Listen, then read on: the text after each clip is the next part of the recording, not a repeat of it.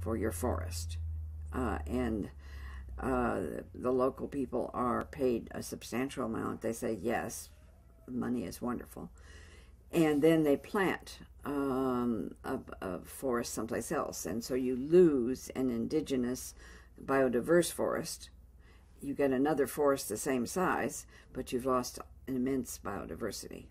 And then the people who paid may not have rights to use anything of the replaced forest. So you have to be very careful in the way these are designed, so that the interest of all of us is in reduced carbon in the atmosphere, and forests make an immense difference.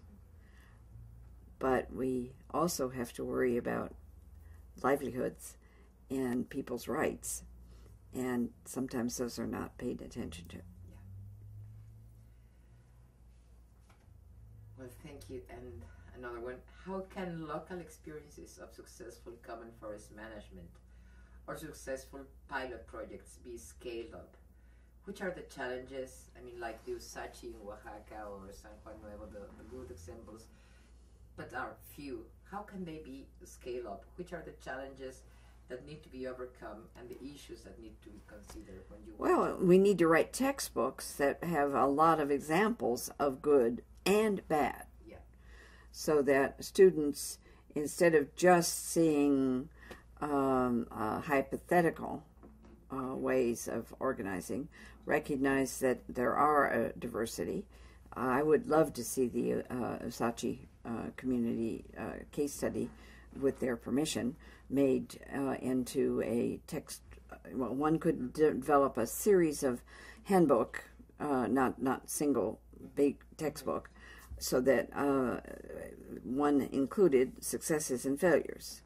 And then part of the student learning has to be future managers. Okay, what are some of the similarities? What are some of the differences? And recognize that sometimes what's called the same policy succeeds in one and fails in another. And that's particularly important for teaching. That policy A, success, failure. Why? And getting into, well, the resource in one condition was huge and it was small in the other. The people were dependent on the resource in one place and not in the other. There was urban migration coming in one and not the other. There are many, many, many reasons for failures. And recognizing and beginning to understand the diversity of variables and how they interact for success and failure is very important. Okay. Getting back to climate change and RED, you have already talked about it, but if we could develop a little bit more, which threats and opportunities do climate change and programs such as RED pose for local forest communities, considering that they relate partners with different interests, parties, among which important power gaps and social asymmetries do exist? How does this apply to places like Mexico, where communities have legal property rights? I mean, my concern with RED is the relation, as you were saying, of very powerful stake from one side, poor communities or less empowered communities on the others, and what would happen in places like Mexico, where communities have historically owned rights. Which threats and opportunities? Well, in some communities, they're already doing a very good job of forest preservation. The image is that many, many people aren't, and there are lots of places where massive deforestation. But it's how, instead of necessarily paying people,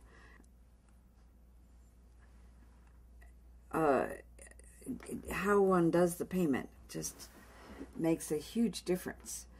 If you assume that unless they get the payment, they're not going to keep the forest in good shape, and then you pay them once and that's it, then as soon as that payment is over, then they say, okay, we can take it down. And all of a sudden, what they were doing for themselves is converted, and it's made as if they're doing it for money from the outside, and that changes the nature of the relationship rather dramatically.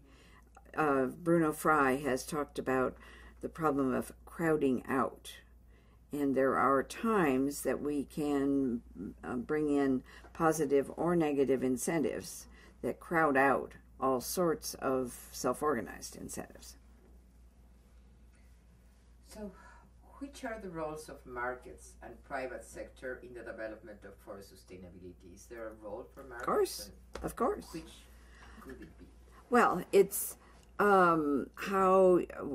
see, markets and then taxes, where we put heavier taxes on certain products and use those tax money for investment in new technology, can then get the demand for better building materials that, one, last longer, to trying to get the market to, and induced incentives here in urban to, instead of tearing things down and building all new houses, how do we invest very carefully in insulation and improving on some houses so that the wood in the house doesn't end up on the junk pile and burn down, but is sustained. And so getting better roofs so that the rain isn't pouring in. And there are all sorts of things that can be done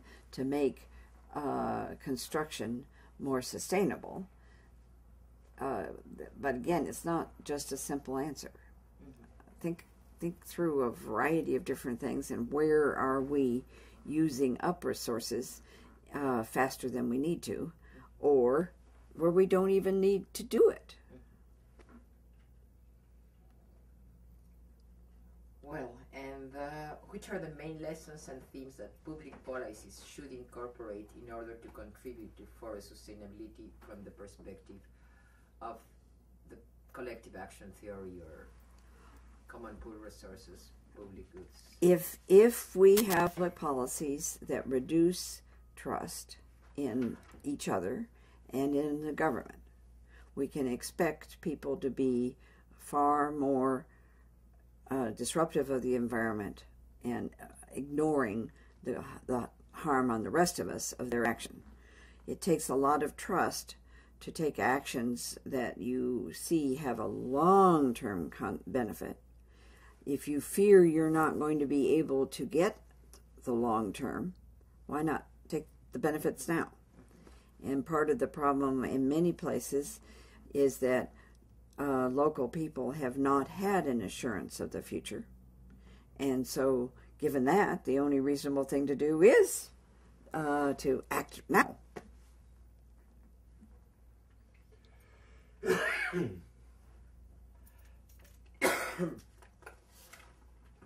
We have a course. The church one. Government church. Okay, this is going faster than I thought. Yes, I have too many questions. I will ask you questions of the underdog, of the common people, of those who are not in the business like you two. Mm-hmm. So people like me who doesn't know why. For instance, why you became a social scientist? Why did I? Why did you become a social scientist? Why? I never. Well, I never made a conscious decision to become a social scientist. I went through college rapidly, so I learned I had to work my way through, and so I worked about 30 hours a week, and took 31 units, and because I was poor, and so I learned how to get grades. I didn't learn how to become a social scientist. Then, 3 or 4 years later, I returned to Los Angeles and I began to work in the UCLA personnel office. And I thought, well, I'll get a master's degree, an MPA, professional. And I took a couple of courses, and then I got real excited with what I was doing and realized that my undergraduate education, while I got good grades and all sorts of things, that I hadn't really understood some of this, and I decided to go for a PhD then. And people discouraged me because women going for a PhD at that time, what kind of a job will you get? You're not going to get, with a master's, that's all you need. And I can remember a conversation with my mother. She asked me, why was I quitting a good job? And she said, of course, now that means with a PhD, you're going to get a lot more than you are now. And I said, no. With an MPA, I had a good salary. And I thought I'd actually make less. And she could not understand that. But I just got fascinated. So it was fascination, and I didn't think of myself as a social scientist. I just was having fun. Working hard, but having fun. And now? These days? Well, now, yes, because having established the workshop and working with PhD students and colleagues all over the university, etc., yes, now I do see myself, and I love it. And again, it's enthusiasm. And my respect for humans and trying to understand where they are able to achieve things in government as well as in community organization, and why not?